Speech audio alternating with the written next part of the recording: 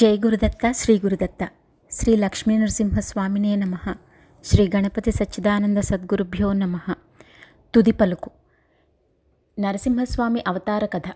ఇందులో పిల్లలకు తెలిసేటట్లుగా నరసింహస్వామి అవతార కథ చెప్పబడింది. పిల్లలు పెద్దలు ఆచరించవలసిన నీతి కూడా చెప్పబడింది. రచన శ్రీ దత్త విజయానంద తీర్థ స్వామీజీ. అది ఆదియుగమైన సత్యయుగం. నగరానికి దూరంగా పచ్చని అడవి. గురుకుల పద్ధతి అప్పుడప్పుడే ప్రారంభమైన రోజులవి. అక్కడ ఒక గురువు పాఠశాలలో విద్యార్థులకు విద్య నేర్పుతున్నారు. అందరూ శ్రద్ధగా నేర్చుకునే విద్యార్థులే.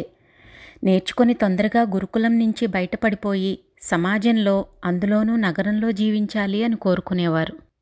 కానీ ఎప్పుడూ గురుసేవ చేసుకుంటూ భక్తిగా విద్య నేర్చుకోవాలి, ఎల్లప్పుడూ గురువుతోనే ఉండిపోవాలి అని కోరుకునే విద్యార్థి మాత్రం ఒక్కడే.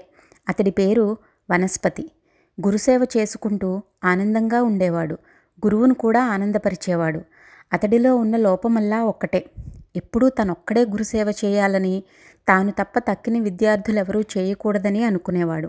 అంతేకాక గురుసేవ చేస్తున్నప్పుడల్లా ఎవరైనా ఇతర విద్యార్థులు వస్తారేమో, వారికి గురువుగారు సేవ ఇచ్చేస్తారేమో అని కంగారు పడుతూ, చంచలంగా కళ్ళు తిప్పుతూ, చుట్టుపక్కల చూస్తూ, ఇతర విద్యార్థులెవరూ గురువును సమీపించకుండా చూసుకుంటూ ఉండేవాడు. అలా కొన్నేళ్లు జరిగింది. విద్యార్థులు అందరూ విద్య పూర్తి చేసి, స్నాతకాలు పూర్తి చేసుకుని తమ తమ ఇళ్లకు బయలుదేరారు. నాయనా వనస్పతి, ఇక నువ్వు కూడా బయలుదేరు అన్నారు గురువుగారు. అప్పుడతడు దిగాలుగా మొహం పెట్టి, గురువుగారు, నేను మిమ్మల్ని విడిచి వెళ్ళలేను. ఆ జీవితాంతం మీతోనే ఉండి మీ సేవ చేసుకుంటూ ఉంటాను. మా ఇంటి గురించి మీరు ఆలోచన చేయవద్దు. మా అన్నగారు మా అమ్మా నాన్నలను చూసుకుంటాడు. మీ వద్ద ఉండి సేవ చేసుకుంటాను అని చెప్పగా వారు కూడా ఆనందంగా అంగీకరించారు.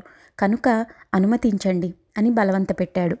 ఇక చేసేది లేక గురువుగారు సరే అన్నారు. విద్యార్థులు వచ్చి విద్య నేర్చుకుని వెళ్ళిపోతూ ఉండేవారు.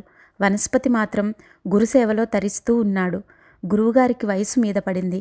ఆయన భగవంతుడిలో కలిసిపోయే సమయం ఆసన్నమైంది. వనస్పతికి కూడా 6 పదులు దాటాయి. గురువుగారు ప్రశాంతంగా ఒక చెట్టు కింద పద్మాసనంలో కూర్చుని వనస్పతిని దగ్గరకు పిలిచి, నాయనా, ఈరోజు శుభైకాదశి, మేము దేహాన్ని విడిచిపెట్టవలసిన రోజు. నువ్వు మాకు చాలా బాగా సేవ చేశావు. నీకేమి కావాలో కోరుకో అన్నారు. హృదయంలో గురుప్రేమ ఉప్పొంగుతూ అది కన్నీటి రూపంలో ధారగా కారుతూ ఉండగా, గురుదేవా, ఎల్లప్పుడూ మీతోనే ఉండే భాగ్యాన్ని అనుగ్రహించండి. మీరు ఏ లోకాలకు వెళితే ఆ లోకాలకు నన్ను కూడా తీసుకొని వెళ్ళండి. అక్కడ కూడా మీ సేవ చేసుకొని తరిస్తాను. ఇంతకన్నా నాకేమీ వద్దు అన్నాడు. అప్పుడు ఆ గురువుగారు, నాయనా, నువ్వంటే నాకు చాలా ఇష్టం. నిన్ను నాతో పాటు తీసుకువెళ్ళటం కూడా నాకు ఇష్టమే. కానీ అలా కుదరదు. మా వంటి వారం కొన్నిటిని రహస్యంగానే ఉంచాలి అనేది శాస్త్రం. అయినా నీ మీది ప్రేమతో ఒక రహస్యాన్ని చెబుతున్నాను. బాధపడకుండా జాగ్రత్తగా విను. నీలో అతిశయమైన గురుభక్తి ఉంది. కానీ చంచలం కూడా ఉంది. ఇంత వయసు వచ్చినప్పటికీ కుంటుకుంటూ నువ్వు ఒక్కడివే సేవ చేస్తావు తప్ప మరొకడిని చెయ్యనివ్వవు. కనీసం నా దగ్గరకు రానీయనైనా రానీయవు. నిన్ను నాతో తీసుకుని వెళితే నీలో ఆ చపలం ఉండనే ఉంటుంది. ఆ చపలం పోతే నువ్వు నాతో శాశ్వతంగా ఉండిపోగలవు. కనుక నీలో ఆ చపలం పోవాలి. ఎందుకో తెలియదు కానీ నేను నీలో దానిని పోగొట్టలేకపోయాను అన్నాడు. అప్పుడు ఆ శిష్యుడు, అయ్యయ్యో గురుదేవా, శాంతం పాపం, అంత మాట అనకండి. మీ వల్ల కానిదంటూ ఉంటుందా? నేను కుర్రవాడిగా ఉన్నప్పటి నుండి మీరు నన్ను హెచ్చరిస్తూనే ఉన్నారు. నేనే మీ హెచ్చరికను పట్టించుకోలేదు. ఎంత కష్టమైన సాధనైనా చెప్పండి. దానిని సాధించి శాశ్వతంగా మీ పాదపద్మాలలో చేరుకుంటాను అన్నాడు. అప్పుడు గురువుగారు నవ్వుతూ, నాయనా, చంచలం పోవాలి అంటే నిశ్చలత్వం రావాలి. ప్రపంచంలో నిశ్చలంగా నిలబడి ఉండేది చెట్టే కదా. అందువల్ల నువ్వు నీ రాబోయే జన్మలో చెట్టై పుట్టి నిశ్చలంగా నిలబడి ఒక మహత్తరమైన దేవకార్యానికి నిన్ను నువ్వు అర్పణ చేసుకున్నప్పుడు నీ జన్మ తరిస్తుంది. ఇక అప్పుడు నాతో ఉండటం మాట అటు ఉంచు, నేనే నువ్వైపోతావు. ఇది నీకు అంగీకారమేనా అన్నారు. వనస్పతి చాలా ఆనందంగా అంగీకరించాడు. మీ చిత్తమే నా అభిమతం అన్నాడు. గురువు చాలా గట్టివాడు కదా. అందుకే వనస్పతి సార్థకనాముడై నిజంగా చెట్టయ్యే ఉపాయాన్ని కూడా ఆయనే ఇలా చెప్పాడు. నాయనా, నేను వెళ్ళిపోయిన తరువాత నువ్వు ఇక్కడే ఉండి ఈ గురుకులాన్ని చూసుకుంటూ ఉండు. నువ్వు చాలా విద్యావంతుడివి. విద్యార్థులను తయారు చేయి. మంచి విద్యార్థికి ఈ ఆశ్రమాన్ని అందివ్వు. అతడు దీన్ని కొనసాగిస్తాడు. నా సమాధి పక్కనే నీ సమాధిని కూడా ఏర్పాటు చేసుకో. అక్కడ ఆ సమాధిపై ఒక చెట్టు మొలుస్తుంది. అందులోకి నీ జీవకళ రసంగా ప్రవేశిస్తుంది. దాని ఫలాలను ఒక గరుడ పక్షి తీసుకుని వెళ్ళి కారడవిలో పడవేస్తుంది. ఆ ఫలాల విత్తనం నుంచి ఒక ఖదిర వృక్షం మొలుస్తుంది. అది చాలా పెద్దదిగా పెరుగుతుంది. ఆ చెట్టు రూపంలో నువ్వు ఉంటావు. కొన్ని వందల సంవత్సరాలు అడవిలో చెట్టువై నిశ్చలంగా తపస్సు చేస్తావు. ఆ నిశ్చలత్వము నీకు భగవంతుడి స్పర్శ భాగ్యాన్ని కలిగిస్తుంది. భగవంతుడి స్పర్శ వల్ల నీలో మిగిలి ఉన్న కొద్ది వాసనలు పూర్తిగా కాలిపోతాయి. అప్పుడు నువ్వు నాలో చేరుకుంటావు అని గురువుగారు శాశ్వత నిర్వికల్ప సమాధిలోకి వెళ్ళిపోయారు. ఇది జరిగిన కొన్నేళ్లకు గురువుగారు చెప్పినదంతా సత్యమైంది. ఆ కాలంలోనే ఆ గురుకులానికి దగ్గరలోనే పెళ్ళైన ఒక జంట నివసిస్తూ ఉండేది. వారు ఊరికి మాత్రం పరమ సాధు స్వభావులు. ఇంట్లో మాత్రం వారిద్దరికీ ఒకరిని చూస్తే ఒకరికి పడేది కాదు. కానీ ఎవరికైనా సహాయం చేయవలసి వస్తే మాత్రం రెండు శరీరాలు ఒక ఆత్మ అన్నట్టుగా కలిసిపోయేవారు. ఆ అడవిలోనే కొన్ని ఎకరాల భూమిని సాగు చేసుకొని ఆ వచ్చే పంటలో తమ ఆహారానికి ఎంత కావాలో అంత మాత్రమే ఉంచుకొని తక్కినదంతా అన్నదానానికి వినియోగించేవారు. తీర్థయాత్రలు చేస్తూ దారి మధ్యలో ఆ అడవిలోకి ప్రవేశించిన వారికి ఆతిథ్యమిచ్చి చక్కగా అన్నం వండి పెట్టేవారు. అందరూ వారిని ఆశీర్వదించి వారి మంచి కోరి వెళ్ళేవారు. వీరిది చాలా వింతైన దాంపత్యం. వీరికి ఇంటిలో ఒకరంటే ఒకరికి పడదు అని ఎవరూ ఊహించనైనా ఊహించలేకపోయేవారు. నవ్వుతూ అతిథి సేవ చేసేవారు. చాలా పుణ్యవంతమైన జీవితాన్ని సాగించేవారు. కానీ ఆ ఇద్దరిలో పుణ్యప్రేమ ఉన్నంతగా పరస్పర ప్రేమానురాగాలు లేవు. కొన్నేళ్లకు వారికి సంతానం లేదనే చింత పట్టుకుంది. మెల్లగా పరస్పరం మాట్లాడుకోసాగారు. ఒకసారి ఒక మహాత్ముడు తీర్థయాత్రకు వెడుతూ అటుగా వచ్చాడు. ఆయనకు వీరు భక్తిగా ఆతిథ్యమిచ్చారు. ఆయనను వీరు సంతానానికై ప్రార్థించారు. అప్పుడు ఆయన, మీరు మంచి పుణ్యకార్యాలు చేస్తున్నారు, కానీ మీకు ఒకరంటే ఒకరికి పడదు. ఒకరి విషయంలో ఇంకొకరు హింసా ప్రవృత్తితో ఉన్నారు. సమయం దొరికినప్పుడల్లా తగాదా పడుతున్నారు, కొట్టుకుంటున్నారు. అందువల్ల మీలో ప్రేమ అంకురించలేదు. కనుక మీకు ఈ జన్మలో సంతానం కలుగదు. రాబోయే జన్మలో సంతానం కలుగుతుంది. భవిష్యత్తులో మీరు సింహదంపతులై పుడతారు. కానీ మీకు పూర్వజన్మ స్మృతి ఉంటుంది. కనుక మీరు యజ్ఞస్వరూపుడైన శ్రీ మహావిష్ణువును స్మరిస్తూ ఉంటారు. ఆ ఫలంగా మీకు కవలలు పుడతారు. ఒక సంతానం సింహరూపంలో, మరొక సంతానం నరమృగ రూపంతోనూ కలుగుతారు. ఈ నరమృగ రూపాన్ని మీరు ఒక జ్యోతిష్పిండంగా చూస్తారు తప్ప పూర్తి రూపాన్ని చూడలేరు. ఆ జ్యోతిస్సు మీ గర్భంలో పుట్టడం అనేది భగవంతుడి లీల. జగన్నాటక సూత్రధారి యొక్క నాటకమే తప్ప వేరొకటి కాదు అని మీరు బాగా గుర్తుంచుకోండి. ఆ జ్యోతిస్సును జాగ్రత్తగా తీసుకుని అడవిలో నడుస్తూ ముందుకు సాగండి. మీకు ఒక ఖదిర వృక్షం కనిపిస్తుంది. ఆ జ్యోతిష్పిండాన్ని చూడగానే ఆ ఖదిర వృక్షం ఒక మనిషి ఆనంద బాష్పాలు కారుస్తున్నట్టుగా నీరు స్రవిస్తుంది. అప్పుడు దాని తొర్రలో ఆ జ్యోతిష్పిండాన్ని భద్రపరచండి. ఇక ఆ తరువాత జరగవలసింది ఆ జగన్నాథుడే చూసుకుంటాడు. మీరు సింహాలుగా పుట్టినప్పటికీ మీలో హింస ఉండదు. పరమశాంత స్వభావులై మీరు ఉంటారు అని చెప్పి ఆశీర్వదించి ఆ మహాత్ముడు వెళ్ళిపోయాడు. కొన్నేళ్లకు దంపతులు దేహం చాలించి ఆ అడవిలో సింహదంపతులుగా పుట్టారు. ఆ తరువాత కథంతా ఆ మహాత్ముడు చెప్పినట్టే జరిగింది. జ్యోతిష్పిండాన్ని ఆ ఖదిర వృక్షం యొక్క తొర్రలో ఉంచగానే వింతగా అది వీరికి కనిపించకుండా పోయింది. ఆ చెట్టు నుంచి ఒక దివ్య కాంతి బయటకు వచ్చి ఆ చెట్టుకు నమస్కరించి వైకుంఠానికి వెళ్ళిపోయింది. అక్కడ వైకుంఠంలో వనస్పతికి తన గురువు మహావిష్ణువే అని తెలిసింది. అలా తెలియగానే వనస్పతి యొక్క జీవజ్యోతి ఆ పరంజ్యోతిలో కలిసిపోయింది. అవి రాక్షసరాజైన హిరణ్యకశిపుడికి జంభుడి కూతురైన కయాదువుతో కొత్తగా పెళ్ళైన రోజులు. హిరణ్యకశిపుడికి క్రొత్తగా వచ్చిన తన పట్టమహిషికి ఒక చక్కటి భవనాన్ని నిర్మించి కానుకగా ఇవ్వాలి అనే బుద్ధి పుట్టింది. ఆ రాణిగారు కూడా అందుకు సంతోషంగా అంగీకరించింది. హిరణ్యకశిపుడు భవన నిర్మాణ సన్నాహాలు ప్రారంభించాడు. ఆ కాలంలో దారుభవనాలను నిర్మాణం చేసేవారు. అందువల్ల వడ్రంగి వారిని పిలిచి అడవి నుంచి మంచి బలిష్టంగా పెరిగిన చెట్లను నరికి తెచ్చి ఇదివరకు ఎవ్వరూ కట్టి ఉండనటువంటి భవనాన్ని కట్టివ్వండి అన్నాడు. అప్పుడు కయాదువు కల్పించుకొని, నాథ, చెట్లను నరికి కట్టే భవనం నాకు వద్దు. ప్రకృతి సిద్ధంగా నేల కొరిగిన చెట్ల దుంగలతో కట్టిస్తే కట్టివ్వండి. లేదా నాకసలు భవనమే వద్దు. ఇప్పుడు ఉన్న ఈ పాత భవనమే చాలు అన్నది. పెళ్ళైన కొత్తల్లో కదా, అందుకే రాక్షసుడైనా అంగీకరించాడు. అప్పుడు ఆవిడ, నేనే స్వయంగా అడవికి వెళ్ళి కూలిన ఏ చెట్ల దుంగలు తేవాలో నిర్ణయిస్తాను అని పట్టుబట్టింది. హిరణ్యకశిపుడు కూడా అందుకు అంగీకరించాడు.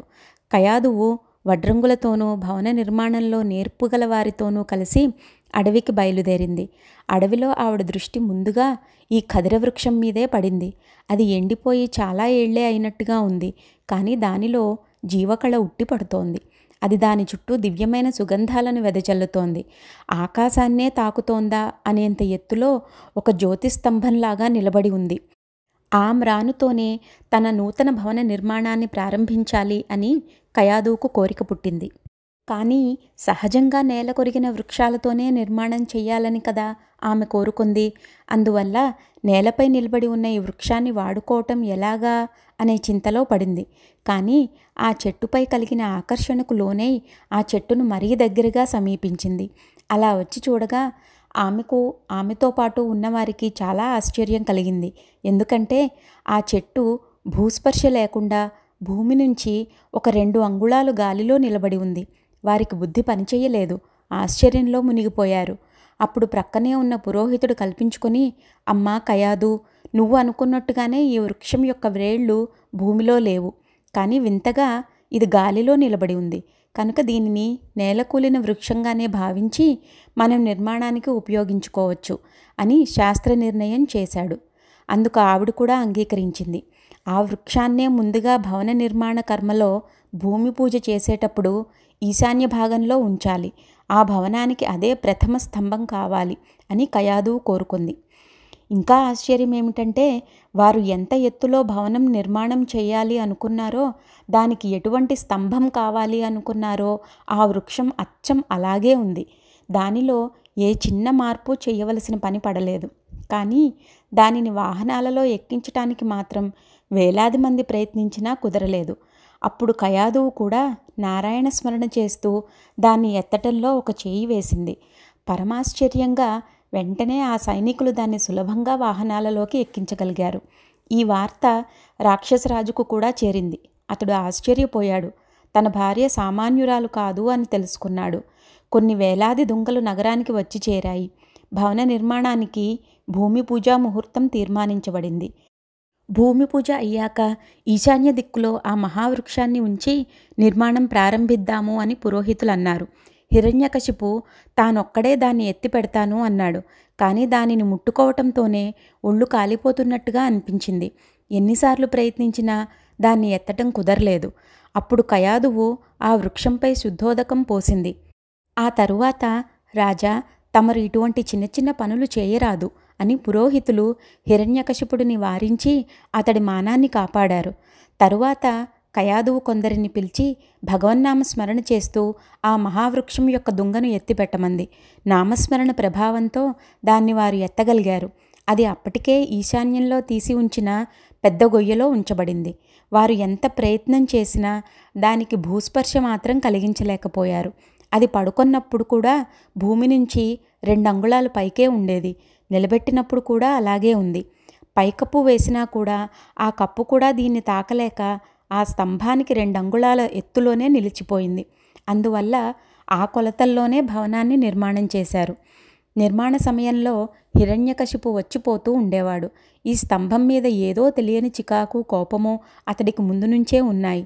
నిర్మాణం పూర్తి అయిన తరువాత కయాదువు ఈశాన్య భాగంలో ఉన్న ఈ స్తంభానికి పూజ చేసి గృహప్రవేశం చేసింది. ఆమె పూజ చేయటంతోనే ఆ స్తంభం మీద ఒక వింతైన ఆకారం సహజసిద్ధంగా ఏర్పడింది. ఆ ఆకారాన్ని అప్పటి వరకు ఎవ్వరూ చూసి ఉండలేదు. హిరణ్యకశిపుడికి అప్పటి నుండి ఆ స్తంభం అంటే కోపం ఇంకా బాగా పెరిగిపోయింది. కొన్నేళ్లకు వారికి ప్రహ్లాదుడు కలిగాడు. అతడిని గురుకులానికి పంపిస్తే అతడు అందరికీ హరిభక్తిని నూరిపోశాడు. హరిద్వేషి అయిన హిరణ్యకశిపుడికి అది ఏమాత్రమూ నచ్చలేదు. ఎన్నో విధాలుగా ప్రహ్లాదుడిని శిక్షించాడు. పిల్లవాడిని కూడా దయతలచలేదు. ఒకానొక సందర్భంలో ప్రహ్లాదుడి హరిభక్తి మితిమీరిపోతోంది అనిపించి పిలిపించి గట్టిగా మందలిస్తూ శ్రీహరిని దూషించాడు. ఆ దూషణను భక్తుడైన ప్రహ్లాదుడు తట్టుకోలేకపోయాడు. అలా దూషించవద్దు, హరి సర్వవ్యాపి, ఆయనను నమ్ముకో, బాగుపడతావు అన్నాడు. ఆ మాటతో హిరణ్యకశిపుడికి తిక్క ఎక్కింది. శ్రీహరి సర్వవ్యాపి అంటున్నావే, మరి ఈ స్తంభంలో కూడా ఉన్నాడా అని ఈశాన్యంలో ఉన్న ఖదిర స్తంభాన్ని చూపించాడు. ఈ సమయం కోసమే ఎదురుచూస్తున్నది, సింహదంపతులు ఉంచినది అయిన జ్యోతిఃపిండము ఆ స్తంభంలో ఎవరికీ కనిపించకుండా నరసింహ రూపంలో పెరుగుతూనే ఉంది. ఎప్పుడెప్పుడు తన భక్తుడు తనను ప్రార్థించి సర్వవ్యాపిత్వాన్ని చూపమంటాడా, ఎప్పుడెప్పుడు తన బాలభక్తుడి మాటను సత్యం చేస్తానా అని ఆ స్తంభంలో శ్రీహరి ఎదురు చూస్తున్నాడు. హిరణ్యకశిపుడు, నీ స్వామి ఈ స్తంభంలో ఉన్నాడా అని అడిగేసరికి ప్రహ్లాదుడు మురిసిపోయాడు. ఇన్నేళ్ళు శ్రీహరి లేనేలేడు అన్న తన తండ్రి ఈనాడు ఇక్కడ ఉన్నాడా అని అడుగుతున్నందుకు మురిసిపోయాడు. తన తండ్రిలో ఇంతటి మార్పును తెచ్చినందుకు మనస్సులోనే మాధవుడికి కృతజ్ఞతాభివందనాలు చేశాడు. తండ్రి, చూసే కన్నులుండాలే కానీ నీలో నాలో కూడా శ్రీహరి ఉన్నాడు అని చెప్పాడు. ఆ మాటతో హిరణ్యకశిపుడు పెట్టరేగిపోయాడు. భీకరమైన గదను తీసుకుని దానితో ఆ ఈశాన్య భాగంలో ఉన్న ఖదిర స్తంభాన్ని జోరుగా కొట్టాడు. ఫెళఫెళా శబ్దం చేస్తూ ప్రళయకాల మేఘం ఉరిమిందా అన్నట్టు భీకర ధ్వనితో ఆ స్తంభం 2 ముక్కలైంది. ఆ స్తంభం నుంచి జ్వాలానృసింహస్వామి వెలువడి హిరణ్యకశిపుడితో యుద్ధం చేసి ఆ రాక్షసుడిని సంహారం చేశాడు. ఆ ఉగ్రనరసింహస్వామి యొక్క కోపాన్ని చల్లార్చాలని బ్రహ్మాది దేవతలు స్తుతులతో ఎన్నో ప్రయత్నాలు చేసి విఫలులయ్యారు. ప్రహ్లాదుడిని స్తోత్రం చేసి స్వామిని చల్లార్చమని ప్రోత్సహించి ముందుకు పంపారు. ప్రహ్లాద స్తుతితో ఉగ్రనరసింహస్వామి శాంతనరసింహస్వామి అయ్యాడు. ప్రహ్లాదుడిని వరం కోరుకోమన్నాడు. అప్పుడు ప్రహ్లాదుడు కోరిక లేని వరాన్ని కోరాడు. నరసింహస్వామి దానిని అనుగ్రహించి ఇంకొక వరాన్ని కూడా కోరుకోమన్నాడు. అప్పుడు తన తండ్రి చేసిన భగవంతుడి నింద వల్ల కలిగిన దోషాన్ని పోగొట్టి తన తండ్రికి మోక్షాన్ని అనుగ్రహించమని కోరాడు. అప్పుడు శ్రీహరి, నాయనా, నా కరస్పర్శ అయినప్పుడే నీ తండ్రి దోషాలన్నీ సమసిపోయాయి. నువ్వు మరి ఒక్క 30,000 సంవత్సరాలు రాజ్యాన్ని పాలిస్తూ జీవించి ఉంటావు. లోకంలో భక్తిని ప్రచారం చేసి భక్తాగ్రేసరుడు అనిపించుకుని సమాజానికి హితం చేస్తావు. ఆ తరువాత నాలో కలిసిపోతావు అని దగ్గరకు తీసుకొని నెత్తిపై చేయి పెట్టి లక్ష్మీ అమ్మవారితో కలిసి అంతర్ధానమయ్యాడు. ప్రహ్లాదుడు స్వామి కరస్పర్శతో తన తండ్రికి దోషాలన్నీ పోయాయని తెలుసుకోలేకపోయానే అని బాధపడ్డాడు. స్వామి తన మహిమ పూర్తిగా అనుభవానికి రావాలి అనే సంకల్పంతోనే తనను ఆయనలో కలిపేసుకోకుండా 30,000 సంవత్సరాల ఆయుస్సును ఇచ్చాడు అని తెలుసుకున్నాడు. ధర్మంగా జీవించి భక్తి ప్రచారం చేసి భాగవతోత్తముడై మోక్షాన్ని పొందాడు. నరసింహస్వామి స్వరూపులైన సద్గురుదేవులు శ్రీ గణపతి సచ్చిదానంద స్వామీజీ వారికి భక్తిపూర్వకంగా ఈ కథను సమర్పిస్తూ దత్తనారాయణ స్మరణలతో శ్రీ దత్త విజయానంద తీర్థ స్వామీజీ. జై గురుదత్త.